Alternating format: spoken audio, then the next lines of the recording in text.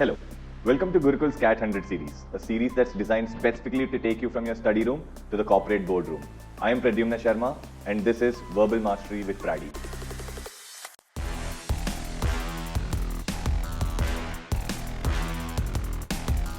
Welcome back to another video of Verbal Mastery with Prady. Now, in case you want to take these questions as a test, all you've got to do is go on to www.thegurukul.org.in.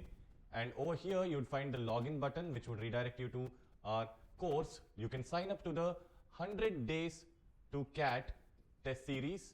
Now, this is a completely free test series just to make sure that you are consistent with your CAT 2025 prep and you clear CAT 2025 in your first attempt. So, without any further ado, let's get into the questions.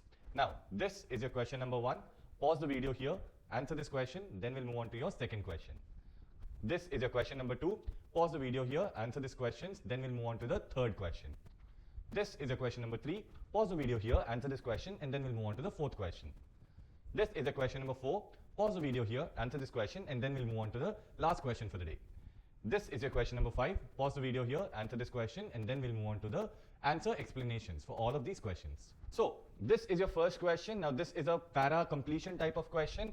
Right? So let's try to read the paragraph first and understand what the paragraph is talking about. Then we'll see where can the sentence come in. Okay. So the paragraph says analysts in development economics often rely on proxy variables to estimate hard to measure phenomenon. So basically these analysts are having to rely on dummy variables or proxy variables, something that can be substituted in the place of another variable. Why? Only to estimate hard to measure phenomena. For instance, nighttime satellite imagery has been used to approximate economic activity in remote regions. What does that mean? When we are not able to directly talk about the economic activity that's happening in the remote regions, okay, we are using this nighttime satellite imagery, okay, some kind of another way to find out how much economic activity is really happening.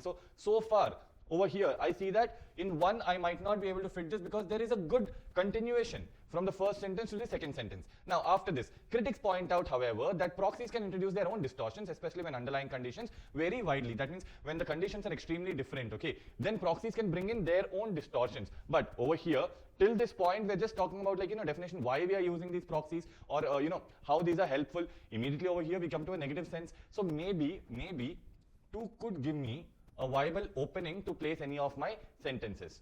Next, let's look at the third part. Consequently, efforts to supplement them with on-ground surveys continue despite logistical hurdles. So over here, I can see that some kind of, distortions are coming up.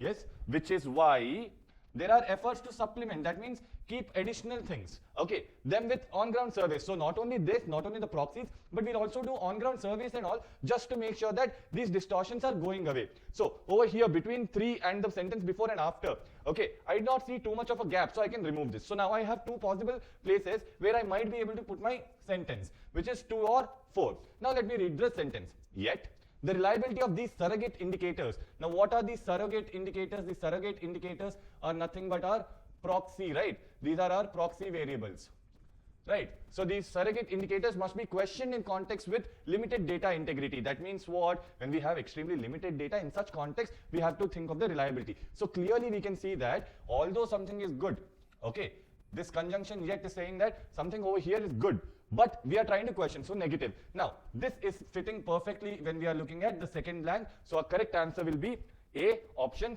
2. Now, let's move on to the next question. Now, the second question is also a para completion type of question. So let's look at the paragraph first and then let's go into the sentence. The contemporary anthropologists claim that nature and culture cannot be distinctly separated. Separated is not an outright rejection of their differences. That means what? The contemporary anthropologists claim, okay, these new anthropologists who put in that claim that nature and culture cannot be distinctly separated, that means they cannot be separated, is not an outright rejection of their differences. That does not mean that they don't say that just because they've claimed that these cannot be separated, that does not mean that they're not different. Most societies historically have not differentiated between the two as strictly as modern Western societies have. Okay, now over here, clearly I can see that there's some gap. Why? Because here we're just talking about the claim that is there, okay, and over here I'm directly going into the history. Okay, examining the practice of the Amazonian tribes, which again is talking about the past kind of a thing. So this does not look like a gap, this looks like a continuation. For example, demonstrates a blending of ritual, environment and social life. Thus, many classical boundaries appear increasingly artificial in light of recent ethnographic research. So again, It shows that there's some kind of a relation between my next sentence after 3 and the sentence before 3. Why? Because this is given as an example which shows me that the classical boundaries are increasing. Correct? Back then there were not so many boundaries, which means to say that again over here 1 seems like a position where the flow has broken, or it could be 4. Now let me read the sentence. Rather, it suggests the dichotomy. Now what is this dichotomy? The separation, right, between nature and culture is itself a product of modern worldviews. Now if I put this back in 1, then very clearly we'll be able to understand the flow, which makes 1 the most suitable answer. So our correct option should be option D. Now let's go for the third question.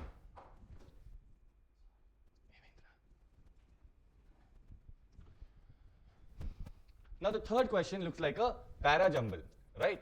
So let's see how this goes. A. Philosophical skepticism questions the possibility of certain knowledge, challenging assumptions underlying the scientific inquiry. So we understand that we are talking about what philosophical skepticism really does in the context of scientific inquiry. Fair enough. This stance has deep historical roots. My question becomes, which stance? Right. Over there, I understand that this stance could be the possible stance that philosophical skepticism has taken. So this stance has deep historical roots, influencing thinkers from Descartes to Hume and contemporary epistemologists also. Okay. Despite these challenges, scientific methods rely on probabilistic reasoning to build reliable models of reality. So now again over here, when I say despite these challenges, now these challenges to me could be the assumptions, right? The assumptions which are being challenged. Correct, which is why the underlying scientific inquiry is shaken. So again, these challenges could be the challenging assumptions because of which scientific methodologies rely on probabilistic reasoning to build the reliable models of reality. Thus, skepticism fosters critical reflection without undermining the practical knowledge. Now this clearly looks like a conclusion statement, right? And amongst these 4, A clearly looks like an introduction statement. Yes. Now amongst B and C, yes, I can see that this stance, very clearly the demonstrative is towards A, right? So the perfect order for us can be A, B, C and D. Now let's go to the next question. Over here again, this question is an odd man out question. If you read this question carefully, you'd be able to answer this very quickly. The theory of mind explains how the humans understand others' mental states like beliefs and intention. I'm going to go with the theme differentiation here because this is a very, very simple question. Now, here I see that this is about theory of mind, what it does. Yes, cognitive neuroscience links these abilities to specific brain regions such as the prefrontal cortex. Now my question comes, which abilities?